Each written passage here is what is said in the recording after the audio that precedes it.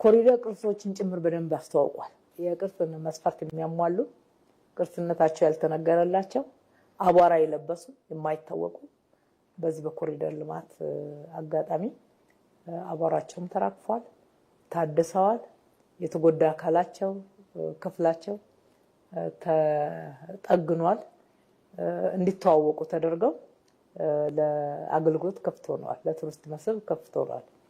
ፒያሳ ምስክርነት ፒያሳ አካባቢ እስከ 4 ኪሎ ያሉ በርካታ ቅርሶች የመጀመሪያው ሆቴል፣ የመጀመሪያው ሲኒማ ቤት፣ የመጀመሪያው ቲያትር ቤት፣ የመጀመሪያው ትልልቅ የድል ሐውልቶች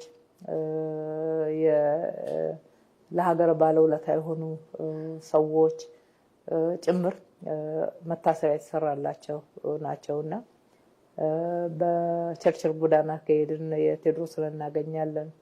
በዚህ መዘጋጃ ቤት ዙሪያ የአቡነ ጴጥሮስና የሚኒሊክን እናገኛለን።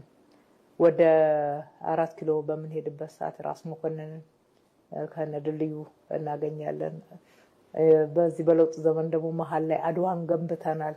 በተለይ የውጭ ሰዎች የመጀመሪያው ሆቴል እዚህ ያለ፣ የመጀመሪያ ሲኒማ ቤት አለ፣ የመጀመሪያ ቲያትር ቤት አለ እያሉ እየመጡ ናቸው። አሁን የነ ግሪክ ቸርች፣ የነ አርመን ቸርች ታሪክ አላቸው። ከዚህ አካባቢ ጋራ ብዙ ሲነገርላቸው ሰምተን አናውቅም። ራስ መኮንን ድልድይ ራሱ መቼ ብዙ ተነግሮለት ያውቃል። የአድዋ ጀግና ናቸው አይደለ? እንደዚህ አይነት አለ። የድል ሐውልታችን ትውልዱ 4 ኪሎ ላይ ያለው ሐውልት ፋውንቴን የሚስብ ነገር ሲጨማመርበት ነው እየመጣ ቆሞ ማንበብ የጀመረው እዛ ላይ የተጻፈውን ማለት ነው።